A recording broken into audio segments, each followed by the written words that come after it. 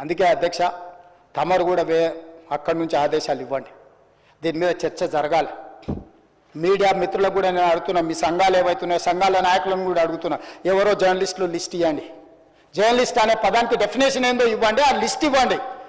ఆ లిస్టులో ఉన్నోళ్ళు ఇట్లా తప్పు చేస్తే ఏం శిక్షిస్తారో మీరు నిర్ణయించండి. ఆ లిస్టులో లేనోడు జర్నలిస్ట్ కాడు, జర్నలిస్ట్ కానోడిని క్రిమినల్ కిందనే చూస్తాము.